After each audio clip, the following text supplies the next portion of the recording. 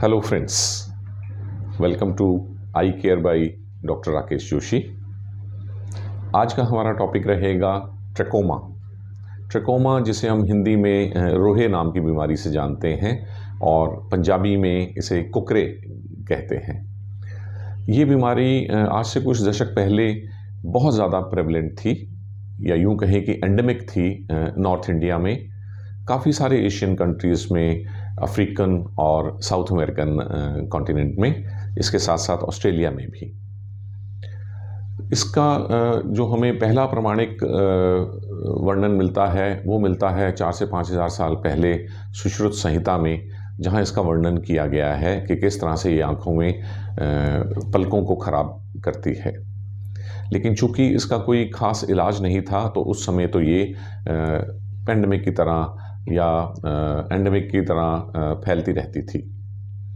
फिर जब पहली बार एंटीबायोटिक्स आई तो उसके बाद फिर इसका कंट्रोल होना कुछ शुरू हुआ। तो सबसे पहले हम बात करेंगे कि इसमें सिम्टम्स क्या होते हैं।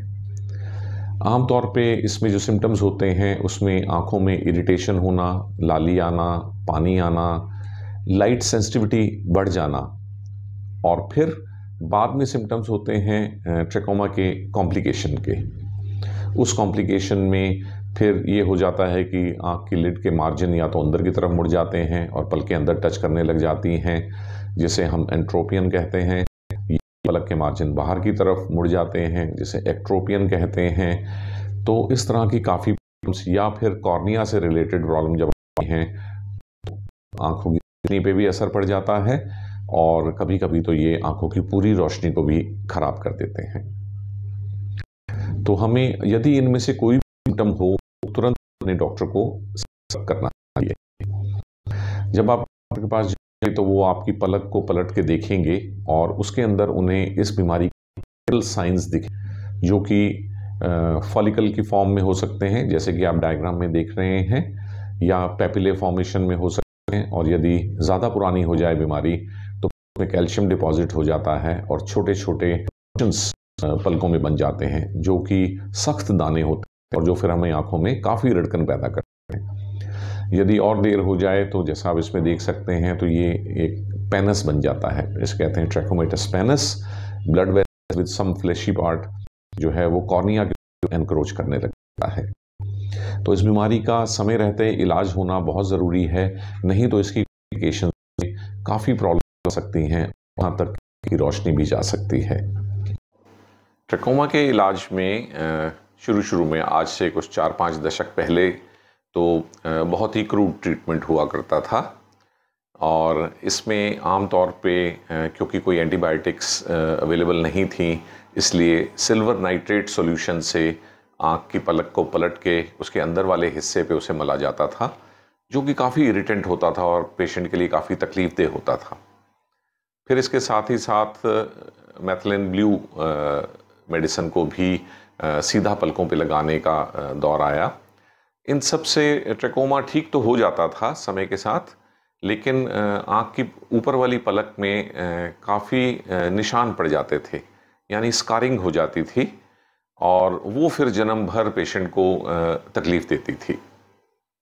फिर जब एंटीबायोटिक्स आई तो सबसे पहले सल्फासिटामाइड आई, एंटीमाइक्रोबियल, और इसका इस्तेमाल ट्रकोमा के ट्रीटमेंट के लिए किया जाने लगा, और ये काफ़ी इफ़ेक्टिव भी थी।